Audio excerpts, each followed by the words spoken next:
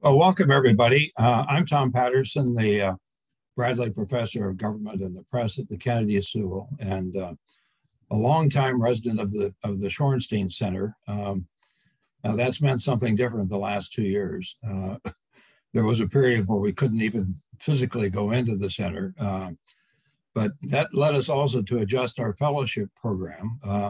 And today we're going to have the pleasure of hearing from Franz Krüger, who is one of the first ever non-resident Shorenstein Fellows. We'd love to have had Franz with us for a semester at the center, but we couldn't pass on the opportunity to get his ideas. The center has been authorized by Harvard to establish an Africa media program, which will look at trying to strengthen public interest media in sub-Saharan Africa. And part of that, of course, is addressing journalism. And that's what Franz's paper, which he'll talk about in a few minutes, addresses. But let me introduce first a colleague of his, Dinesh Bolia, who's the acting director of the Center for Journalism at Wits University in South Africa, where Franz is based. Dinesh. Thanks, Tom. Let me say a huge welcome to what I think will be, and I hope will be, the first of what will be many seminars co-hosted by the Shorenstein Center and the Wits Center for Journalism, representing a North-South collaboration in thinking through the future of journalism. Many of the journal schools in sub-Saharan Africa are modeled on the American pioneer teaching hospital concept. But on the other side, we have African journalism schools that are at the forefront of debates about the Africanization of journalism curricula on the continent and abroad. So this engagement is especially welcome and valuable in the sharing of information that will help us all actually move in the right direction. The discussion today, as we've heard from you, Tom, has been initiated through Franz's work, Professor Krüger's work, I should say, on journalism education, a topic which demands closer interrogation and attention in the coming years, as the craft itself, the craft of journalism, faces an onslaught from all sides. But this paper offers us hope and encouragement, and I'm confident that we will take away some really good news from today's discussion. So let me say thank you just to you and your colleagues, Tom, for arranging both the technical aspects and the agenda, and to our speakers for availing themselves at a very challenging time of year. We've all started with new semesters, and our teaching workloads are quite overwhelming at this point. I want to say thank you to all of our guests attending virtually. I can see some of my very well-known colleagues from South Africa in the room, and I'm sure you are doing the same, Tom, on your side. I thank you and I welcome you to this webinar, which I believe is taking place across 3 continents at the moment. So such is the beauty of technology. Welcome everyone, and yeah, let's have a good debate. Nice, thank you.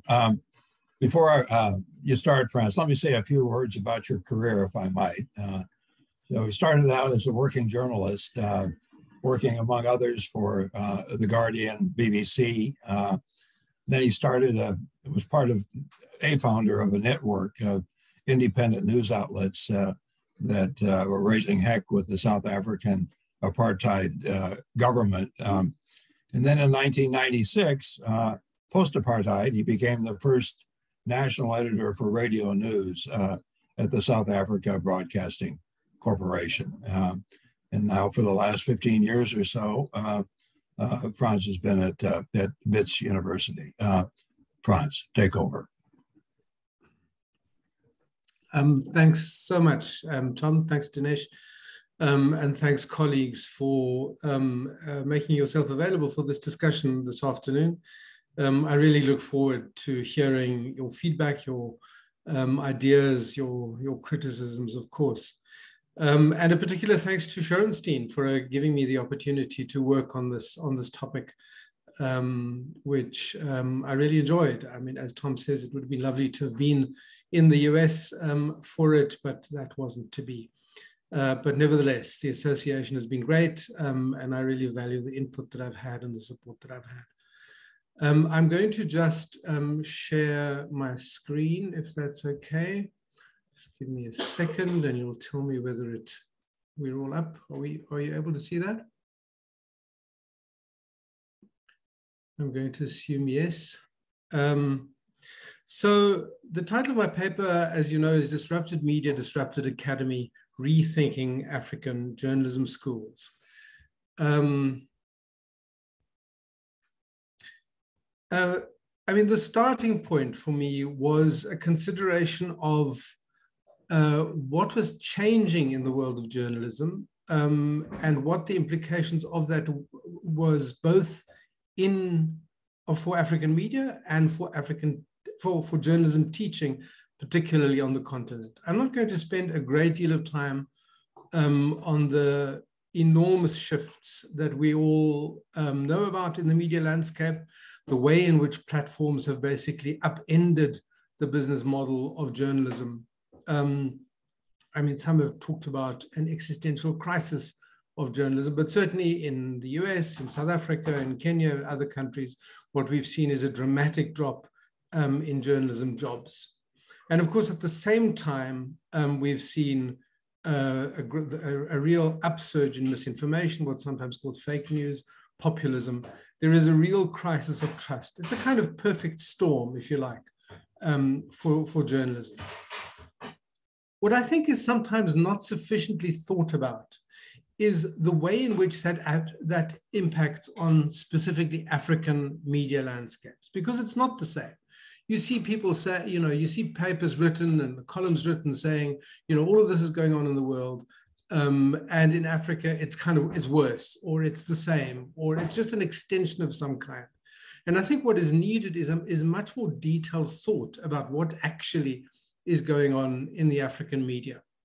And I mean, I spend a fair amount of time in the paper, possibly too much time, on these issues, but it was a real concern for me. And here are just a couple of points that I think may need to be taken into account. And it's true that the growth of the internet has given more access to more different kinds of perspectives. It's become more difficult for authoritarian governments to close down. The internet and web-based solutions have created new opportunities to link to the diaspora. At the same time, the economic weakness that has marked African media for decades really has simply continued. And I think importantly, and this is a theme that I will come back to in different ways, I think the gulf between information rich and information poor is still very wide. There is an NGO called Balancing Act, which did a study of what they call media deficits, which really show up the gulf between people living in towns and in rural areas, between rich and poor, between men and women, and so on. And that is really something that I think we really need to take very seriously, both as journalists and as journalism teachers. There is a lack of density. Guy Berger uses the phrase.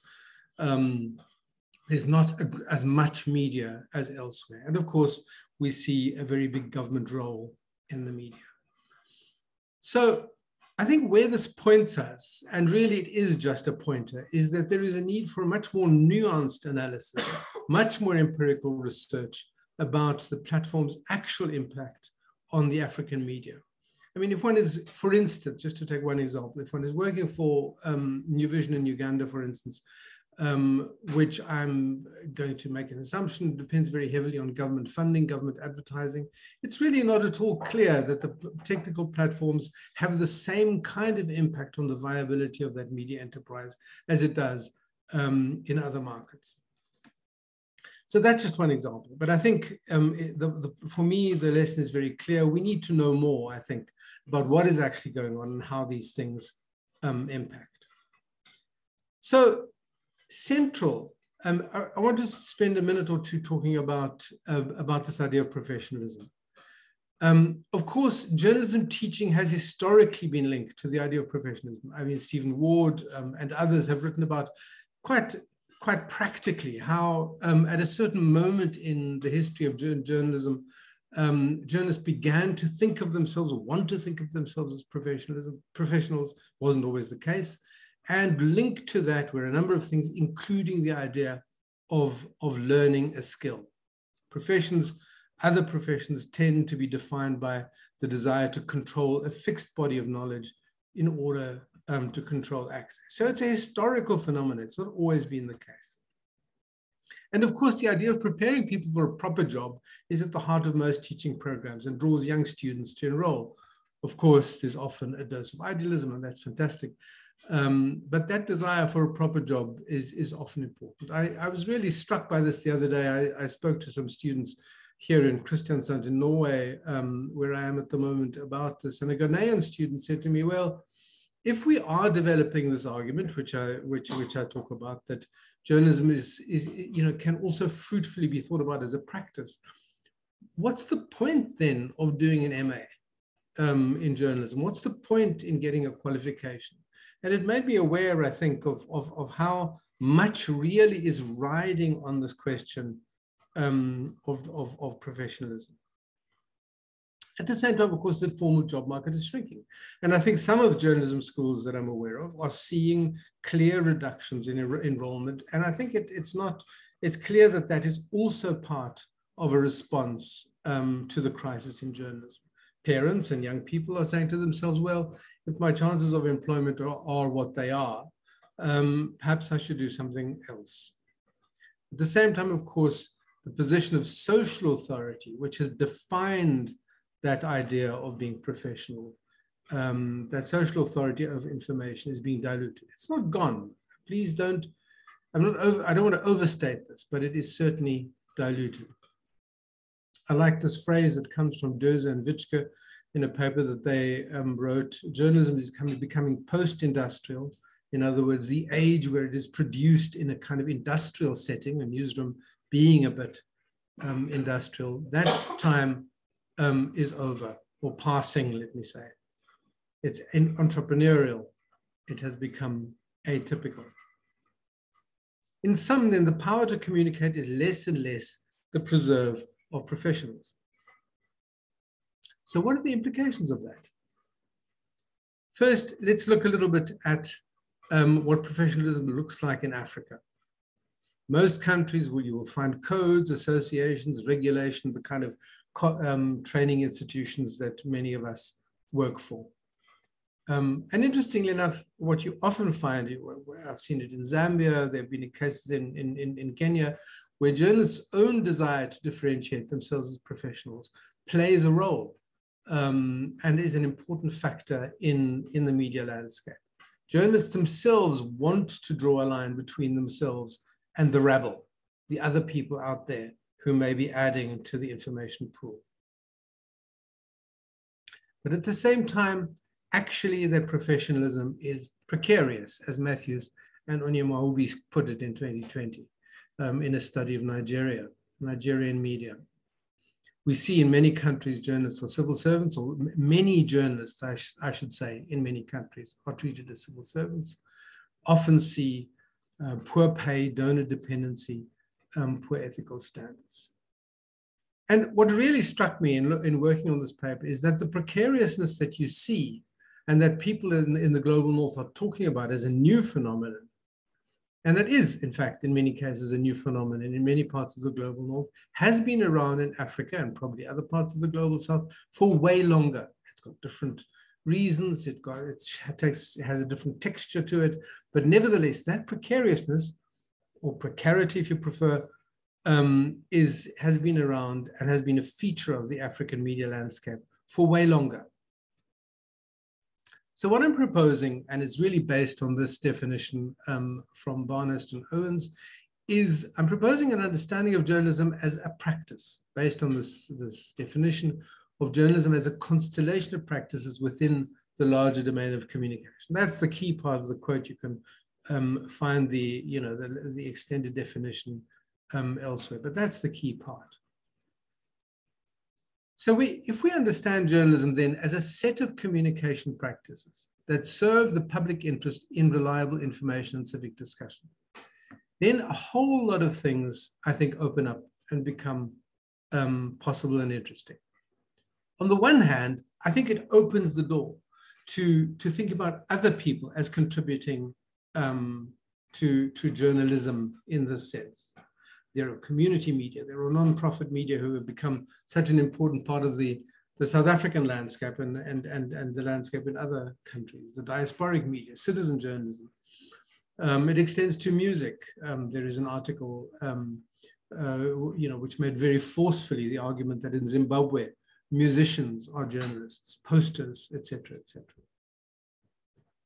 In this very useful paper for the Toe Institute by Anderson and others, they write the journalism industry is dead, but journalism exists in many places. So on the one hand, it opens the door to a whole bunch of people and practices that previously were not seen as part of journalism. But on the other hand, I think it draws a harder line to other forms of communication and from the media. We can talk about that in more detail if you like. And that harder line is a normative line. It is a line that says that to do journalism, social responsibility is central. The idea of doing a kind of public service, which needs to include, I think, self-reflection and related issues.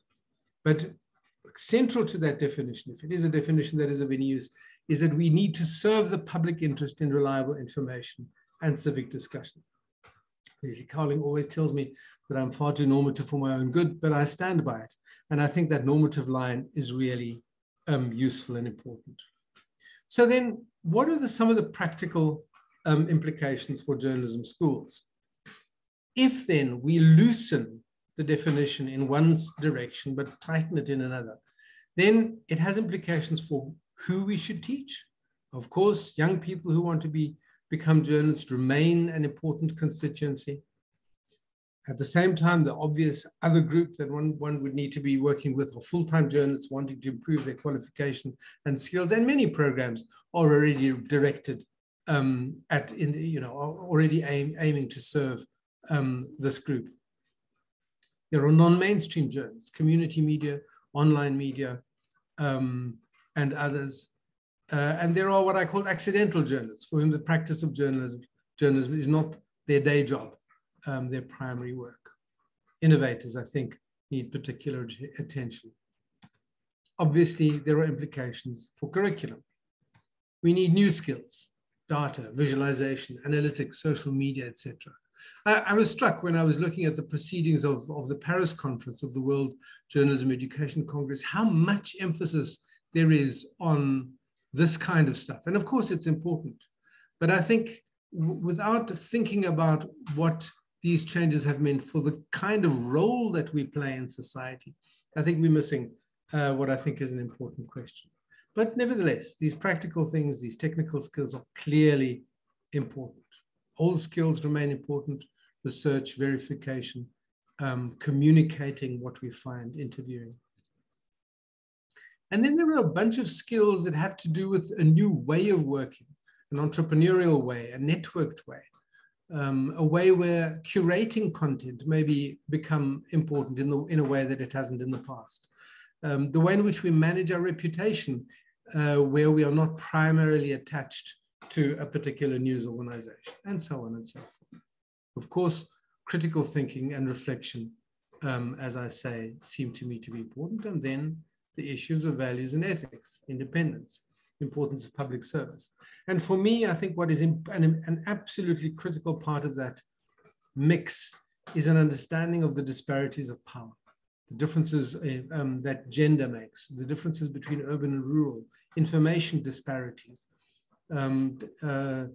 differences in access to information, because it seems to me that we have an obligation as journalists and as journalism teachers to take that seriously and to do something about it. And then finally, I think we need to look beyond teaching. Obviously, research has always been an important part of academic life, and it continues to be important. And here, I think there are particular insights that are valid for African institutions. I mean, the African experience is simply glossed over too often.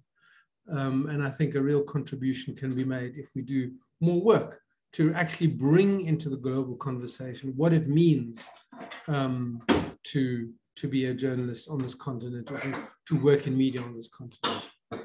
There are areas of public engagement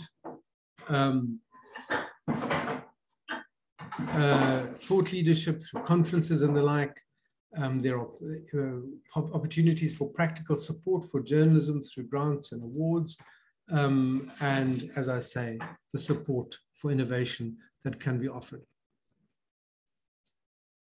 I want to say that journalists should see themselves as responsible contributors to an information, perhaps an communication ecosystem.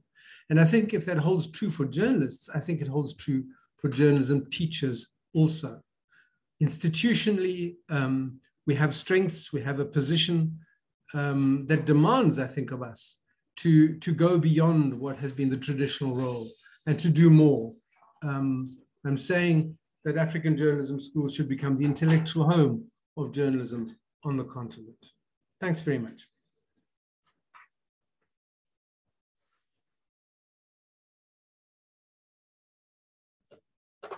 Franz, thank you very much. Before we open it up for discussion, I want to invite responses from two of our distinguished guests.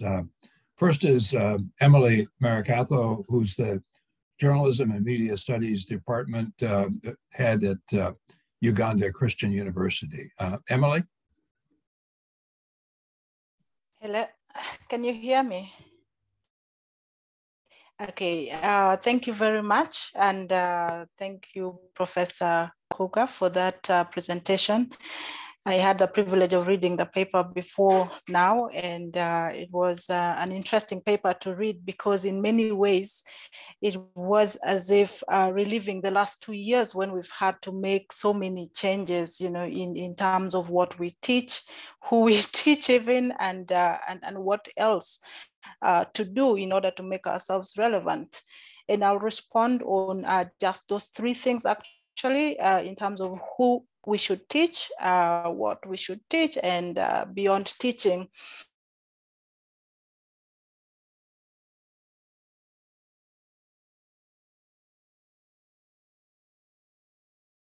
I based in terms of how the landscape has changed. We have experienced, even from the point of view of Uganda as a fairly small economy, we have experienced enormous changes in our media landscape for the last 20 years. The communication landscape has really changed. We saw liberalization of the sector, which eventually meant that there was so much exponential growth of the media. In fact, from maybe one radio station and one television station in 1992 to over 320 radio stations today. We are a country, and those are a lot of radio stations for us. But there has also been an increase in the number of people using social media, using mobile phones to communicate. So much of what he describes, I think, in our context, we could relate with those. And I definitely also agree that many of the challenges of journalism are not new, really. Some of them started way before COVID, and COVID only allowed us to look at them more critically and to reflect on them a lot more deeply than we have in the past. So those have been very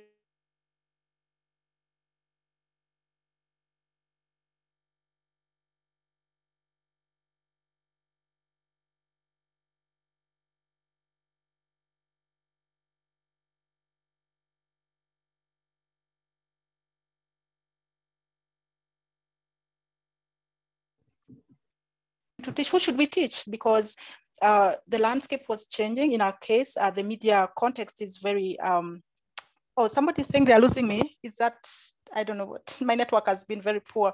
Is it better? Yes. Yeah, so we have asked ourselves that question because we saw our numbers, the number of students who are interested in studying journalism go down, primarily because the political context in which we operate also is challenging. And we also saw that many of the students we train actually do not necessarily end up in the newsroom. So we have many journalism majors who are actually ending up elsewhere and not in the newsroom. So the newsroom does depend more on people that I think Professor was talking about, who have not necessarily trained for the job, but have something to do with the profession. So that really gives us a lot of perspective in terms of thinking, who are the journalists? In fact, in our case, we define journalists as people who have studied journalism for at least 2 years. And eventually that had to be done away with because there are so many people in practice who just didn't have it. And that means that from a teaching point of view, you have to recognize that you're teaching people who are going to compete with people who have never been to journalism school at all. And the question then becomes, what more do you give the people who come to journalism school that gives them then an edge in terms of practice? And that brings me to the next thing of what should we teach? I think Professor has rightly pointed out that there are new skills on the table, and there are old skills that will remain relevant. And I agree with that. And I have watched in the last 4 years, I remain part of faculty, of course, even though I now have a new administrative role, but we have been discussing our curriculum primarily to try and address the question of what should we teach, because we run a master's program that people were not now applying for anymore because precisely because they asked the question, why should I study an MA in journalism if I'm going to be with anybody, people who have not even got a degree and earn the same salary and even get paid poorly, by the way.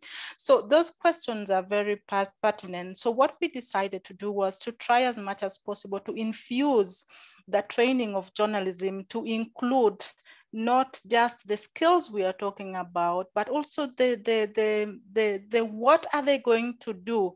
So it's, you're having one skills on the other hand, and then you're also thinking of what's the depth of knowledge you should actually provide the people who are in this class. So we have to teach them extra things like gender and social justice. We have to teach them data journalism. We have to teach them multimedia storytelling, and all of this precisely because we want them to be more competitive in the market and have some sort of claim to professionalism as opposed to the others who have not gone through this kind of training. So I definitely do agree that what should we teach should be an important part of journalism education.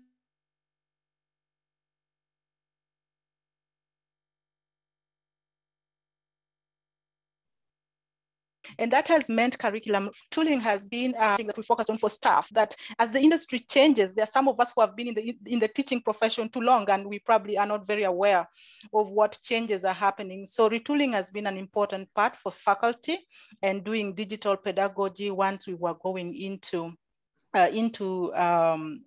online learning.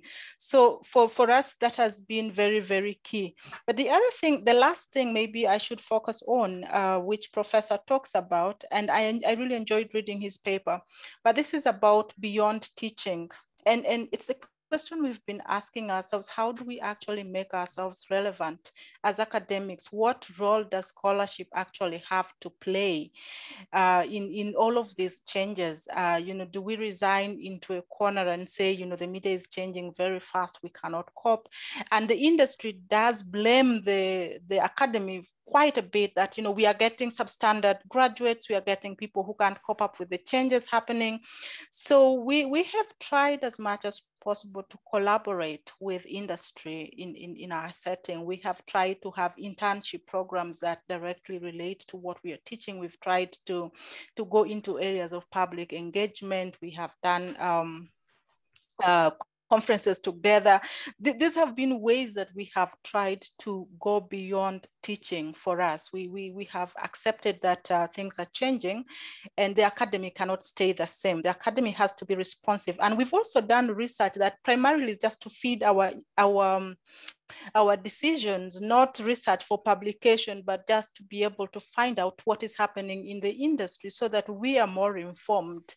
And it's kind of like internal research for consumption rather than research for interrogating some of these issues we are talking about. So the paper really is important in terms of helping us appreciate these changes that are specific to the sub-Saharan Africa and some of the responses that are required in order for us to be able to respond. I think that there are many other things I can respond to direct questions as opposed to now. Thank you. I would like to stop there.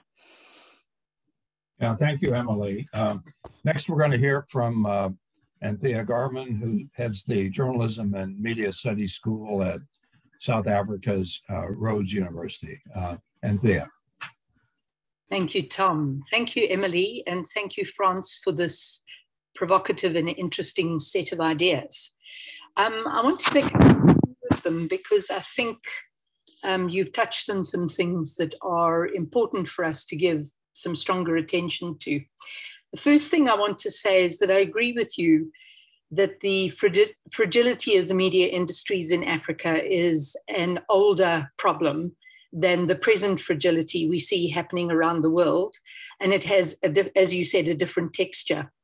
So I think the work that you and Alan have been doing and others are doing, like for instance, Harry Dugmore, but particularly in South Africa, is very important because we need a very good grip on this. We need a good empirical understanding of what's going on and what these relationships and connections are. I'm just going to pull out a few things that I think you said that are provocative, that I think are very interesting to do some further thinking about. One of the examples you gave, you mentioned that the work of Alan, which has been done for Wits University, has touched on ecologies of teaching and training. And I think this is a very useful idea, that instead of having a lone journalism school trying to connect with various industry partners, and in some places like South Africa, that's a confusing patchwork of things, that in fact, some of the fragility and the resource drought that is experienced could be addressed through an ecology. So you give an example of MISA in Mozambique and the Higher School of Journalism partnering. You give the example of the Aga Khan University and the Kenyan publishers. It seems to me that creating kind of ecologies and communities, because you've used this kind of language, and I think it's good language for us to think about, constellations, communities, ecologies, as a kind of antidote to fragility and fragmentation, and probably overly too much competition in deference, to a particular kind of understanding of media that comes to us from the North. So I wonder if that kind of drawing people together into groups to address their problems, and they don't necessarily have to be in countries, they could be in regions, might not be very, very provocative an idea that might help address some of this fragility and fragmentation. Then I want to turn to this sort of plea that whatever we do in the future, whatever we're teaching, we keep it public-minded and of public service and of public interest. I want to suggest two things in relation to this. The one is, and African colleagues can test out other African colleagues, because we are African too, can test out whether it makes sense in their countries or regions. But it seems to me that if we're the intellectual home of journalism, those of us who sit inside the teaching institutions, we should be advocating for media literacy and courses in media to be embedded in our school curricula. There's too much misunderstanding, which is provoked by misinformation. So I'm often hugely exercised. I live in a city of 30 schools, very small town with 30 schools. And I'm just amazed that there isn't more teaching about the workings of the media at these schools. So I think that's a place of campaigning for us as intellectuals. And then I also think public broadcasters, you've referred, Franz, to the fact that radio plays such a big role in Africa, and that public broadcasters, public/state broadcasters, do a lot of work. They carry a lot of responsibility, but they sit in these very complex spaces where they're dependent on state probably patronage, but also, state money. And I think that battle is certainly not won for the state broadcasters of Africa to become truly public broadcasters, because they can reach in ways that many of these other things can't. And you've given us the statistics about the internet in Africa, which isn't a pretty picture, because as you say, there's density, concentrated in small places, and then there's kind of dearth in very large places. So that's another area that I think we could pay attention to. When it comes to the content of courses, I think that needs us to give a lot of attention, because obviously, so I'm being reminded that somebody said to me recently, stop teaching people as though they're going to find jobs in media industries. Start teaching them how to make media as a business, as an industry itself. That requires a shift in our heads. It means that we have to think about what the economic environment is like for media and have a very good understanding of it, and then start making the kind of media that will find inroads into that space, so that media is kept alive, journalism is kept alive, but also jobs are generated. I think that's a very profound challenge to us. And I don't think it's as simple as we add data journalism as a course, or that we only say support small little entrepreneurial things that go into that space. I think it requires of us some harder thinking. I also am thinking, because you've made that interesting argument that we should service not just those who want to become journalists, but that broad community of all these people who are practicing journalism. I think a lot that those of us who sit in teaching and training spaces could do more with service courses. So courses for scientists, courses for economists, courses for, managers, courses for, I really do think I see that in my own university, conversations, show me that people are at sea with media, and they're often pushed into the environment where they have to start dealing with the media. So that could help somewhat, work across those boundaries, which might be a really interesting thing. And then I think probably the last remark I want to make, and it sort of sits in the space of, it goes to your lovely point about Zimbabwean musicians are journalists. So not only are we kind of pushed to rethink what the boundaries of journalism are, who are the truth tellers, and what means are they using to do it, but I think also because we're in Africa, we've got to take on very seriously that most of the journalism of the continent is conveyed via the public broadcasters and so on, very strongly in the old colonial languages. I mean, certainly there are other languages being used, but if we're going to work in community media, for instance, we really need to find a way as teachers and as trainers to work, in a much wider variety of local languages, and to enable those languages to find a purchase in the media world. And then I think also that sort of goes hand in hand with us continuing to be thoughtful about practices in teaching that we draw from other places, so that they continue to be non-local, really non-African. And you touch on that in the paper as well. So I think the issues of decolonization and multilingualism and reach of media are very important. They all sort of tie up together.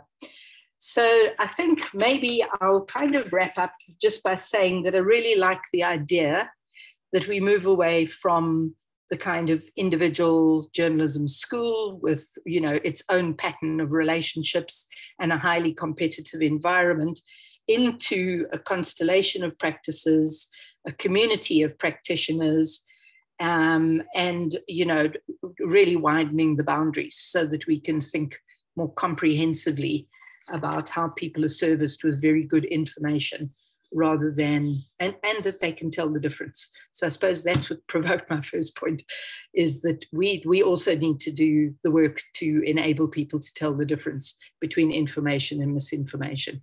Thanks, Franz. Anthea, thank you. We're going to open it up for questions in 1 second. I think I'll take the privilege of asking the first one, and then we'll go to Isaac.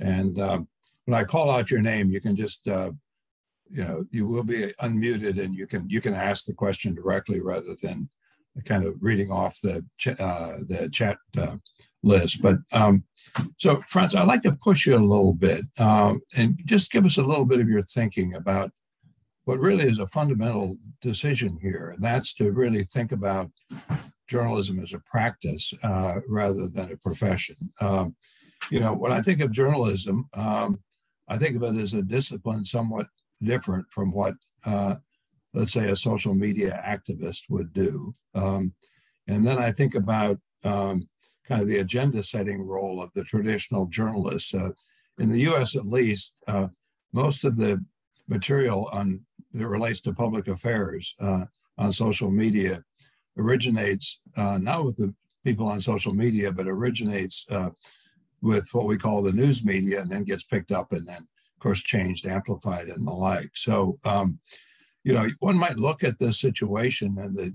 kind of the diminishing demand for journalists, but the fundamental importance of traditional journalists, was Anthea just talked about, that you could have gone in the other direction. And to say that journalists really need to do a really extraordinary job of teaching professionalism, because they have a very distinct role in the society, and they really are cue setters and agenda setters for the others. And you start folding in then training and data and analytics and visualization and the like, and it may well be that there are other places in the university that do that a lot better than journalism schools could ever do it. So I wonder if you could work us through a little bit of your intellectual journey that led you to your recommendation. Yeah, thanks, Tom, and thanks, Anthea and Emily, for those very valuable points and that you raised in response. I mean, just to try to respond more specifically to you, Tom. I suppose what I think we should be doing is to think about the quality of information and the quality of communication in the public space separately from the sort of traditional idea of people sitting in newsrooms and having a full-time job and doing it in the way that we're accustomed to. Of course, the quality of information that is out there is absolutely critical. And of course, I think we need to find mechanisms to make sure that people who do this work full-time, who I think are journalists and will be journalists for the foreseeable future, are enabled to do it and are enabled to continue to do it. But I think we need to understand that they're not the only people necessarily doing it. And I think we need to understand that they're swimming in a pond that is quite muddy, actually. And in some ways, I think what we need to do is we need to find different ways of distinguishing quality information and the originators of that quality information from the others. We do need to make sure that that pool is unmuddied, or as unmuddied as we can possibly make it. But I think we need different ways of doing that. And I guess my argument was trying to point in that direction. I don't, the value of people doing the kind of verification and checking that we associate with journalism is absolutely undiminished. We continue to need that work to be done. However, I think we do need to think, as I say, of the rather changed environment and find new ways of doing it. I think it also relates to the kind of signals that we put out there. I often think about people in white coats. You see a video, you see somebody on television, they're wearing a white coat. Clearly they're a scientist and a respectable person who can be trusted. Journalism has signals of that kind, but those signals have got weaker and they can be imitated rather too easily. And in some ways, what we need to do, I think, is to find new ways of signaling what is credible. Anthea talks about public education, media literacy as an important area of concern. And I mean, that is coming through more and more in some of the literature. And I think that is something we also need to think about. So yes, those would be my my immediate responses to that question. Oh, good. Thanks, Franz. So we'll now go to Isaac, followed by Marinette and Yemis. But Isaac, I think we can unmute you so you can ask the question directly. Thank you. My name is Isaac Minnaar from South Africa. I work in the area of media advocacy, digital rights, access to information, journalism, sustainability, and so on. And I've known Franz for many years. So Franz, as always, I like your ideas about broadening the scope of journalism. I think I think that it is the right thing to have at least the same amount of focus on non-mainstream journalism, including all kinds of digital journalism, and some of the practices in journalism as it can be used in other fields. So I'm really with you on this. But my question is really about, so how will that impact on the ethical frameworks? How should ethical frameworks evolve to cater for the range of journalism communication practices? Just a little bit of context on this. One, the South African Press Council recently broadened its code for individuals who may want to abide by ethical frameworks but do not necessarily publish in outlets who subscribe to the Press Council and the Press Code. And that is a whole range of things that means, so how do you, for instance, exercise sanctions and so on? Another idea that's been mooted actually last year at the World Press Freedom Day was that platforms should possibly start looking at codes similar to journalism codes for content production. So really, I think what I'm getting at is I would love to have your ideas about if you move from journalism ethical frameworks to frameworks for content production or content production in the public interest. Where do you draw the lines and what should be changed to make sure that a much broader range of what was previously called maybe journalism outputs, but content production outputs can be covered? Thank you. Thanks, Isaac. Tom, shall I respond to that? Or do you want to take another question? No, why don't you respond in turn, Franz? Okay. Yeah, Isaac, thanks very much. I don't have a neat answer. I think it's complex. And in fact, Herman Wasserman was raising pretty much the same question with me the other day. And I think it needs considerable thought. I think, firstly, though, that certainly institutions, organizations that put themselves out in the public domain and say, we are publishing journalists, should be held to the kind of codes that we're familiar with. I mean, it's intolerable, I think, in South Africa that an organization like the Independent Newspaper Group can stay outside the Press Council system. Secondly, I think that the kind of model that you suggested or you mentioned, where the Press Council says, okay, if you want to subject yourself to journalism, that's a kind of signal that you want, if you want to subject yourself to our code, it's a kind of signal that you want to be seen as a journalist, then that's fine, and then we will treat you as such. So you put yourself under that heading, and then the public will be aware of the fact that you are or that you're not holding yourselves to those standards. So I think that may be part of an answer. I certainly don't think that we should strive to control everything that is put out there. A, it's impossible, and B, it's deeply undesirable. But I think creating a better sense in the public mind that there is a difference between people who do this and feel committed to a kind of sense of quality, and others who are simply forwarding misleading WhatsApp messages. Marinette? Hello, colleagues. I'm Marinette Jordan. I'm from the Department of Journalism at Stellenbosch University in South Africa. And Franz, I want to take a step back to journalism education, because we often hear that we should teach our students critical thinking skills, because critical thinking skills are the type of skills that you will always need. But for me, that remains a challenge if you get confronted with students who are overloaded with information but have very little general and contextual knowledge. So to engage them in critical conversations are quite difficult.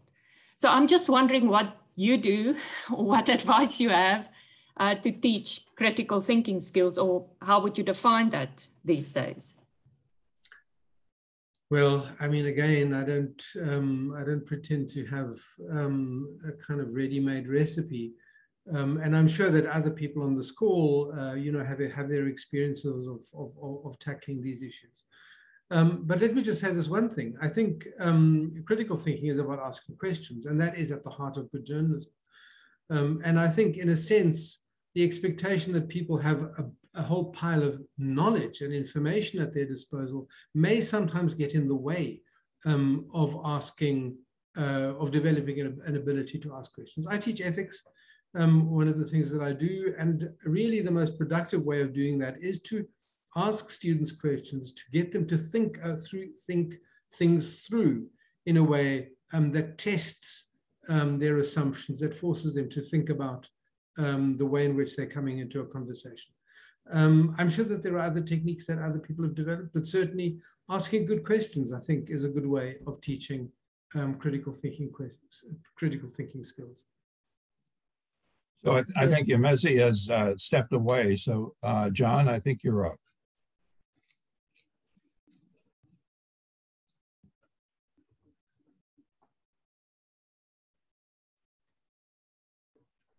Is that John Masuku? John, are you still with us?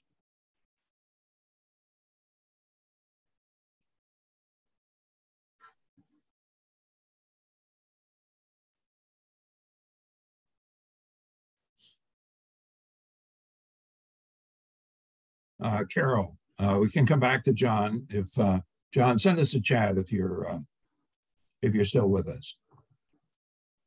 Carol, do you want to jump in?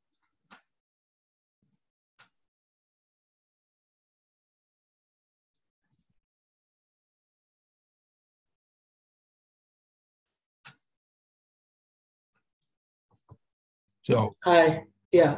There we go. Yes, thank you so much. This is a very interesting discussion. I have two questions actually, and the first one is about policy and what I may call maybe political interference in terms of promoting or debilitating this trajectory of disrupted media and disrupted academy. So what are the areas in which political interference could be called for or not? You know, what's happening in the different countries? If you have any examples, that would really be interesting to hear. My second question involves the issue of funding, especially external funding. And I know for sure that several African schools of journalism receive a lot of funding from the West. And many times the curriculum and the context really are Western. They are sort of transferred. So what are your thoughts about this status of funding for journalism education and its implication for media viability and, you know, of course, the decolonization discourses and more? Thank you. Yeah, thanks, Carol, and nice to see you on this call. Yes. So, I mean, you know, donor funding is a big factor in media in Africa and elsewhere, and also in journalism education. I think that what we have to do as teachers and as scholars and researchers on this continent is to become much clearer about what it is that we want to do. I mean, a couple of years ago, Rhodes University hosted a conference on journalism education, and there was much talk about an agenda for African journalism education. to work out what that agenda is and then insist on it, right? I mean, I think that if we are able to do that, if we're able to say quite specifically what it is that we want to do differently, then we will be able to do that. I mean, people come with money and they, of course, they always, want to tell us what to do. But I think the clearer we are about what we want to do, the better able we are to determine the agenda. I don't know whether that's of any use. Your other question was about political interference. Well, I mean, political interference is, of course, a major factor in the media on the African continent, as we know, in all sorts of different ways. But I think you're asking a slightly different question around its impact on this change in media business models. Am I right? Yes. I mean, I was reading this morning about a case in Indonesia where, the Indonesian government actually put a whole lot of money into the support of media, given the COVID crisis and the impact that that's had on the media. So that's an example of a political intervention in the media landscape, which, I mean, it's not uncontroversial, but nevertheless, at least there is some kind of attempt to do something useful. I think what we have to make sure of is that those kind of interventions, when they do take place, take seriously the freedom and independence and quality of the media that's on offer. We've got plenty of examples the other way. We have the Kenyan government, who some years ago tried to withdraw funding from independent media and put it all into their own channel. That's clearly, I mean, one wants to say a hostile act. But what is interesting to me is that in the global north, there are growing calls for specifically public intervention in the media, because the marketplace, the commercial media model is simply not working anymore. What we have to make sure of is that those interventions are well calibrated and that they guarantee the kind of media and the kind of freedom of expression that I think is at the heart of a healthy information system. Okay, we have a question from Dave. We do wrap at 10:30, but John is still with us. Could you let me know in the chat, send a message in chat, and we'll make sure that we also get your question in before we quit. So Dave. Thank you, and thank you, Franz. My name's Dave Mayers. I'm a Nieman Fellow this year at Harvard, and about a decade ago, a little over a decade ago, I had the honor of teaching under Franz and Dinesh at WITS. Thank you for putting on today's talk and sharing your paper. I guess I was interested in something that you touched on, but Dr. Garman also brought up in her statement about instruction in local languages, or at least production in local languages. And I'm wondering, I understand the importance of that. I'm wondering practically, what does that look like at a J school? How do you go about doing that? How does that change your staffing? How does that change the type of student that you recruit? Like practically in the day-to-day, what does producing and instructing in a local language change about how you would approach teaching journalism? All right, thanks. Yeah, thanks, Dave, and so good to see you on screen after so many years. Yeah, I mean, it's complicated. I mean, I don't know whether it was while you were with us, but certainly in the past we did make some attempts to at least open the door to our career entry students to work in specifically Zulu and Sesotho. It wasn't a massive success for various complicated reasons. The uptake wasn't that strong. I think a lot of students felt that they wanted primarily to speak in English, to learn their skills in English, because that's where the jobs are. But I think that perhaps it's something that we should give a bit more consideration to and think through. We do, of course, offer programs for community media, community radio specifically at WITS. And there, the use of African languages has always been a much prominent feature. Of course, it makes a difference to who teaches. I mean, you have to have people in place who can with authority, let me say, teach in those languages, who are obviously able to read and speak them, and who have the credibility to do that. Radio is considerably easier because, of course, there's much more vernacular language radio about than, for instance, in the print media, television also. So it does change things. I would love to hear other examples, other experiences of what it is like. I realize we're practically out of time. And Tom, with your indulgence, I just want to pick up on one point that really struck me from Anthea and Emily's comments earlier. And it is this idea of the ecosystem. And it struck me while they were talking, is that while we should open ourselves up to what is happening outside, to do more than what is traditionally part of our function, we should also be looking at much more closely at what others are doing that fits into what we do. I mean, if it's an ecosystem, then there are different parts of it, right?